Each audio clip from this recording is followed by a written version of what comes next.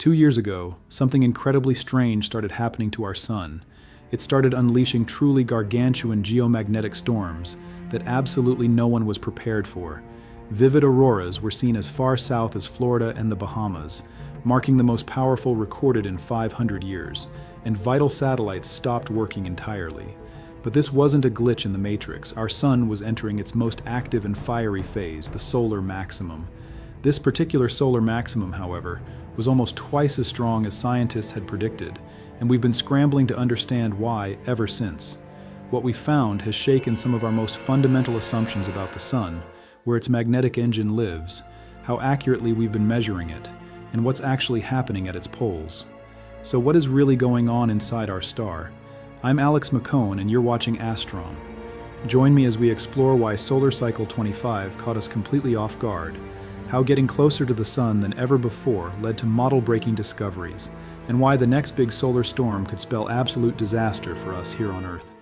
Every 11 years, the sun goes through a regular solar cycle, fluctuating between a calm, dormant period known as the solar minimum and an explosive, fiery period, the solar maximum.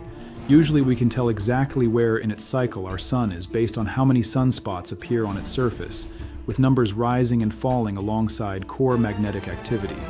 More magnetic activity means more sunspots, which also then leads to more frequent solar flares and coronal mass ejections. In other words, severe solar storms. But for the last few years, our star has been acting a bit weird. In 2020, the sun officially entered Solar Cycle 25, which turned out to be significantly more violent and turbulent than anyone expected. At its peak, 216 individual sunspots were observed in August 2024 alone, almost double initial predictions and the highest overall number in 23 years. The million-dollar question is why? To predict how strong a solar cycle could be, scientists rely heavily on something called the polar field precursor. Here's exactly how it works. As sunspots decay over the course of each cycle, their residual magnetic flux drifts towards the poles, slowly building up a strong, coherent magnetic field there. That polar field at solar minimum is precisely where the next cycle's activity comes from. To measure it, scientists rely on advanced instruments like NASA's Helioseismic and Magnetic Imager, the HMI, an instrument aboard the Solar Dynamics Observatory, which has been observing the sun from Earth's orbit and sending back countless spectacular images since 2010. So if you can measure the sun's polar fields accurately, you can predict how strong the next solar cycle is going to be. The method isn't perfect, but it's the most reliable forecasting method we currently have. In 2019, an international panel of experts convened by NASA and NOAA reviewed multiple separate forecasts based on the previous cycle's minimum and concluded cycle. 25 would peak at 115 sunspots, a weak, unremarkable, what you might call below-average solar maximum. Cycles 22, 23, and 24 were each weaker than the last, with cycle 24 being the weakest in the last 100 years. So such a prediction didn't seem out of place at all, but all that changed with a shocking realization in 2025. By building a virtual model of the HMI and running synthetic magnetic field data through it, researchers at the National Solar Observatory discovered the real HMI had only been detecting about half of the sun's true magnetic field strength at the poles. If this is true, it's no wonder our predictions were off by a long shot. But Solar Cycle 25 still came in far stronger than it should have, suggesting something deeper was at play. Since the time of Galileo, scientists have been trying to understand what drives solar activity. Our leading theory places the answer more than 200,000 kilometers below the surface at a boundary layer called the tachocline. The core idea was that differential rotation at the tachocline wound up magnetic field lines like coiled springs, generating the dynamo that drives everything we see on the sun's surface. But in 2024, researchers from MIT, Northwestern Edinburgh, and elsewhere completely challenged that assumption. By using a NASA supercomputer, they ran the most detailed solar simulations ever attempted and found that the sun's magnetic dynamo actually originates just 32,000 kilometers below the surface. Why does this matter so much? Well, if this is truly the case, a near-surface dynamo would be driven by magnetorotational instability, a phenomenon that occurs when a weak magnetic field connects two layers of plasma rotating at completely different speeds. Instead of stabilizing them, it amplifies the difference, driving turbulence that generates and sustains the magnetic dynamo. Such a mechanism could easily explain why consecutive solar cycles can sometimes vary so much in strength and would produce clear predictions that can actually be tested, unlike the old tachocline models which relied on poorly constrained assumptions and remained untested. In 2018, NASA successfully launched the Parker Solar Probe, which among its primary mission aims was to study the solar dynamo firsthand. After a nearly 3-year voyage, it finally arrived in April 2021, just as the sun began ramping up towards its maximum. What it's seen since then from within the solar atmosphere itself has totally transformed our understanding of the sun's active phase. On Christmas Eve 2024, the Parker Solar Probe made its closest ever approach to the sun, capturing both the corona and solar wind streaming out of it about 6 million kilometers above the surface, careening past at almost 700,000 kilometers per hour. It's the fastest human-made object in history, but these headlines aren't even the most impressive aspects about it. Over the course of 27 full orbits, the Parker probe slowly pieced together data that might have solved a decades-old mystery about our sun's outermost atmosphere. The sun's surface is a roasting 5,500 degrees, but the gaseous outermost layer of its atmosphere, the corona, is significantly hotter, ranging from 1 million degrees Celsius to a mind-melting 10 million degrees in some regions. The problem was no one really knew why. We understood magnetism had something to do with it, but the overall picture was fuzzy. We've long known that magnetic fields accumulate, concentrate, and strengthen at the boundaries between convective cells called supergranules. And when they get powerful enough, these fields can interact with solar plasma to launch jets and nanoflares. In areas where the fields are especially strong, they can tear through the sun's surface entirely, producing sunspots and giant magnetic loops. For the most part, these loops are closed with both ends attached to the sun. However, in some places, the loops are ripped wide open, extending to the edge of the heliosphere. These are known as open magnetic fields. In 1988, Eugene Parker, an astrophysicist at the University of Chicago, proposed a radical new idea. He argued that perhaps the churning convective supergranules on the surface of the sun could not only open and close magnetic fields that stretched into the corona, but could tangle them. This would build up magnetic energy in the solar atmosphere until the field lines buckle, snap, and reconnect, transferring that stored energy into the solar atmosphere as heat. For the most part, he was ridiculed by his contemporaries and his theory was dismissed, but it wouldn't be long before a probe bearing his name would kiss the sun, and what it found vindicated his work way beyond his wildest dreams. Still, even into the dawn of the 21st century, our sun's magnetism kept behaving in surprising, unexplainable ways. Data from ESA's SOHO mission showed us that the solar magnetic field was much more variable than we thought, and the solar wind readings taken near Earth didn't make sense. The particles showed strange compositional patterns that were inconsistent with the prevailing theory of the time that said solar wind emanated uniformly from the sun's surface. Now, in the last few years, the Parker Solar Probe has helped us connect the dots between these seemingly disparate observations. Data collected by its WISPR camera has revealed that while the solar wind appears like a turbulent fluid from near Earth, from up close, it seems to flow outward in individual streamlets that mirror the sizes of the supergranules on the sun's surface. With every orbit, the probe took a closer look at these streams of particles whooshing out from the sun and found something rather peculiar. The streamlets showed the telltale signs of intense magnetic activity, but in the field lines they formed a strange S-shaped structure called switchbacks. These phenomena are thought to occur when closed magnetic loops crash into and connect with open magnetic loops in what is known as an interchange reconnection event.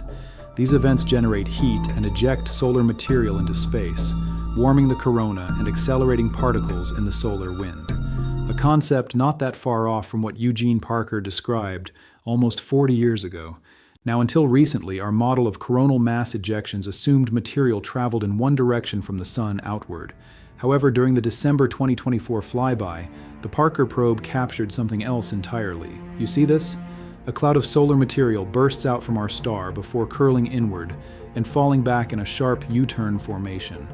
According to NASA, the material that makes it back to the sun can change the solar atmosphere in subtle but important ways, which can heavily influence how subsequent CMEs erupt. Even though we've seen hints of these inflows before through the SOHO and stereo missions, we've never seen this process in such high resolution. With this data, Scientists will be able to make precise measurements about these inflows, like their speed, shape, and size, which will ultimately help us better understand and predict solar cycles and space weather events, which could impact astronauts in space as well as the rest of us here on Earth. We'll get back to that in a bit. But Parker has shown us the sun from the inside out, how its magnetic energy builds, erupts, and ultimately resets, governing the 11-year solar cycle, but its orbit generally keeps it in line with the sun's equatorial plane. To truly understand solar cycles, we need to get a closer look at the hubs of the sun's magnetic activity, and for that, we're venturing to the poles. Now, most spacecraft orbit in the ecliptic plane, the flat disk traced by the planets around the sun. This means that for the entire history of space exploration, we've only ever seen the sun's poles edge on, like trying to read a clock face from the side. Solar Orbiter was designed to fix that. Using a series of Venus gravity assists to gradually tilt its orbit, it has been climbing toward a higher and higher solar latitude with every pass. On the 23rd of March 2025, it finally crossed 17 degrees below the solar equator, locked its instruments on the sun's south pole, and snapped the first images we've ever captured of it. And it turns out the South Pole is a crazy, messy place, hiding 3 big surprises we're only just beginning to understand.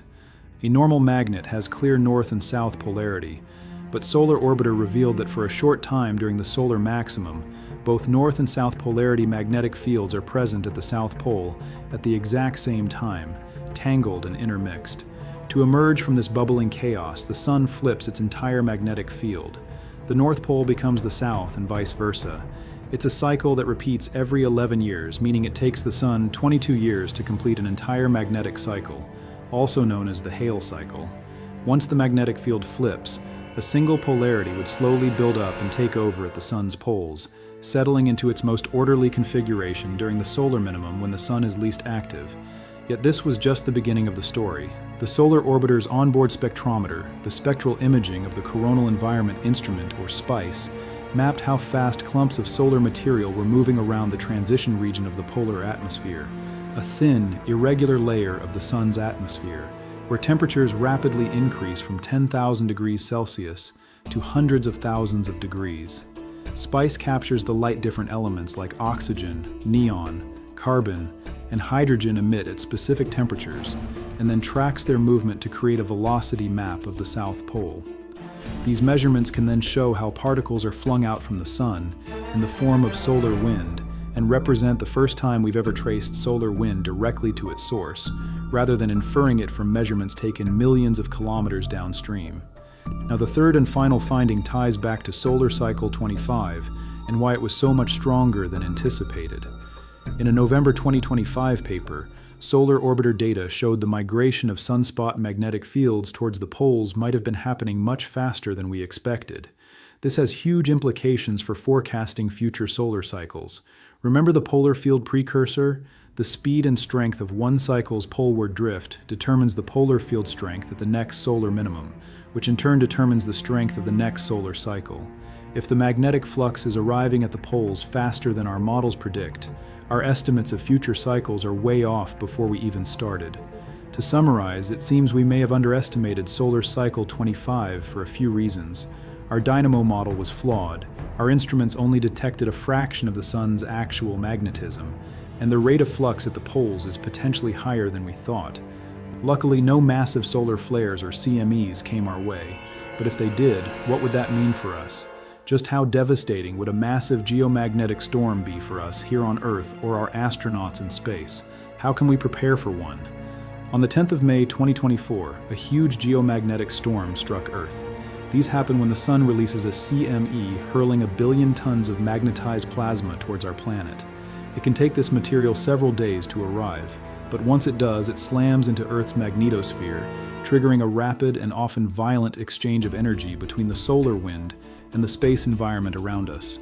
Auroras blazed as far south as the Florida Keys, the Yucatan Peninsula in Mexico, the Bahamas, Jamaica, Puerto Rico, and Hawaii.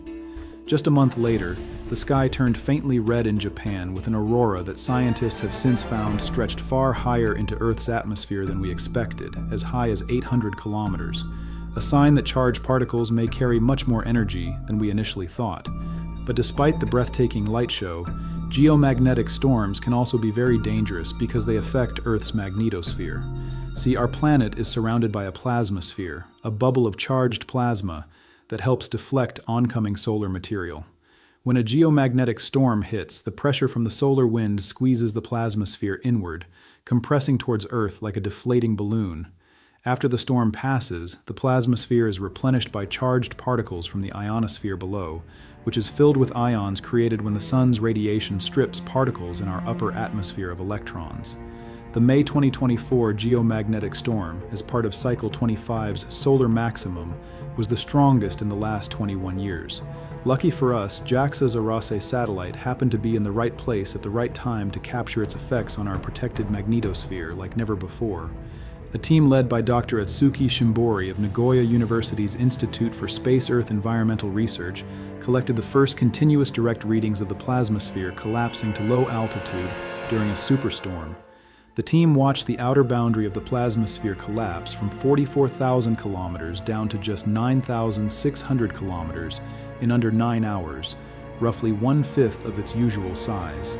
This was the lowest altitude ever recorded for the plasmasphere's outer edge in the entire Arase mission era, which began in 2017. And this severe compression left all satellites in geostationary orbit, and most in medium Earth orbit altitude severely exposed to the full force of the storm. These include most of our weather monitoring, TV broadcasting, communication satellites, and our global navigation satellite system. The peak of the storm interfered directly with GPS frequency bands, causing position errors, data gaps, and tracking failures across global airspace, with hundreds of spacecraft affected in Europe alone. The ionospheric disturbances were so severe that sudden jumps and deviations appeared in aircraft flight tracks. Open access data from the U.S. Space Force revealed more than 5,000 satellites had to alter their position to avoid deorbiting or crashing during the solar storm. This is especially dangerous as a single crash can lead to thousands of pieces of space debris that can persist for decades. These in turn increase the risk of further crashes, creating a vicious cycle. But the most dramatic finding of all was what happened after the storm. Normally it takes 1 to 2 days to replenish the plasmasphere after a storm, but this one hit our plasmasphere so hard it took more than 4 full days to bounce back. So what happened there? About an hour after the solar wind struck, intense heating near the poles drove a surge of charged particles towards the polar caps. This intense heating churned the upper atmosphere like a massive convective engine, dredging up heavier molecular gases like nitrogen and molecular oxygen from lower altitudes into regions where they don't normally exist in large quantities. Under normal conditions, the upper ionosphere is dominated by atomic oxygen ions. But when nitrogen and molecular oxygen flood into the upper atmosphere, they react with the atomic oxygen ions, reducing the concentration of those ions in the ionosphere. This is known as a negative ionospheric storm, and it's a huge problem. Oxygen ions play a necessary part in repopulating the plasmasphere after a geomagnetic storm like this. When a positive oxygen ion collides with a neutral hydrogen atom in the ionosphere, it takes the hydrogen's electron since it has higher affinity for electrons. This ionizes the hydrogen, which then rises along the magnetic field lines into the plasmasphere. But with fewer oxygen ions around it, the production line of hydrogen ions was cut off at the source, slowing the upward flux of plasma into the plasmasphere to a trickle. This was the first time the link between negative ionospheric storms and delayed plasmasphere recovery had been directly and conclusively established. But the sun wasn't done battering our magnetosphere just yet. A few days after the May 10th storm, a huge X-class solar flare erupted, the strongest category of solar flare. Despite its effects on our Earth-based technology, it was only ranked an 8.7 on the solar flare classification chart. The strongest flare on record, which occurred in 2003, was estimated at 45, about 5 times stronger. Yet the strongest geomagnetic storm ever was the Carrington event in 1859, for which we don't have a measured solar flare ranking. However, the storm hit Earth so violently that telegraph wires burst into flames. Today, studies estimate that if an equivalent event were to hit the United States alone, it would cause $600 billion to $2.6 trillion in damages. 20 to 40 million Americans would lose power entirely, though it's hard to say how long for. Estimates range anywhere from 16 days to 2 years. It really depends how quickly we can fix our transformers and power grid infrastructure. And if something like this were headed our way, the scariest part is how little warning we'd have. The key factor which determines how devastating a CME would be to us on Earth is the orientation of its magnetic field. If it points southward, that gives it the highest probability of connecting with and disrupting our own magnetic field. The issue is we can't measure that magnetic orientation until the solar plasma reaches the L1 Lagrange point, a gravitationally stable location 1.5 million kilometers from Earth in the direction of the Sun, where spacecraft can remain in a hovering position relative to both bodies. And by then, we'd only have 15 to 60 minutes to respond. And while thanks to our thick atmosphere, us Earth-based humans would be relatively protected from the lethal radiation, those who would suffer most are astronauts. If a significant solar event occurs when a crew is in space, it could raise radiation levels inside their spacecraft. Too much exposure over a lifetime can increase the risk of cancer or other health disorders that could negatively impact cognition and performance. For example, this was a key consideration in NASA's recent Artemis II mission, with each astronaut being given a personal radiation tracker. Inside the Orion capsule, the hybrid electronic radiation assessor system contains 6 radiation sensors, which measure dose rates in different parts of the cabin. If radiation levels increased, Orion's onboard systems displayed warnings, accompanied by an audible alarm. So what are we building to better prepare for extreme solar events that may happen in the future? On the 23rd of January 2026, NOAA's SWFO-L, one satellite arrived at the L1 point. The spacecraft will use top-of-the-line instruments to make real-time measurements of the solar wind, thermal plasma, and the magnetic field. Alongside this, it also carries a compact coronagraph instrument designed to detect coronal mass ejections. It's the first satellite NOAA has fully dedicated to continuous operational space weather monitoring. In addition to the SWFO-L1, NASA launched the Interstellar Mapping and Acceleration Probe, or IMAP, which is also stationed at the L1 point. Its mission is to deepen our understanding of how space storms develop and dissipate, enabling improved preparedness for adverse weather in the future by providing real-time observations of the solar wind. The Vigil mission will go further still. Set to launch in 2031, it will be positioned at the L5 Lagrange point off to the side of the Earth-Sun line. From this vantage point, it will be able to watch active sun regions rotating towards Earth before they face us, potentially extending warning times from minutes to days. On the ground, strides are being made to reduce the risks of blackouts and communication failures in the face of future solar flares. For example, implementing smart grid technologies and high-voltage surge protectors in power grids, building strategic transformer reserves to quickly replace damaged infrastructure, and investing in new materials like Faraday cages around critical electronic components to deflect electromagnetic pulses induced by large storms. Slowly but surely, we are preparing. Solar Cycle 25 exposed how much we still don't know about our Sun, but it also brought us several major breakthroughs: the first photons of the Sun's poles, a revisited theory of its dynamo, the discovery of switchbacks and how they heat the corona, and so much more. Cycle 26 is set to start any time between 2029 and 2032. What it will bring, only time will tell.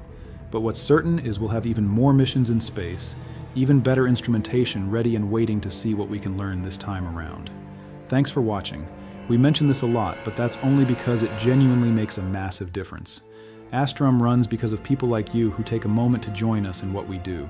So consider taking 1 minute to look at the Astrum Patreon and see if any of the tiers and rewards interest you. Every member is core to our videos, and you get to watch all of these videos completely ad-free.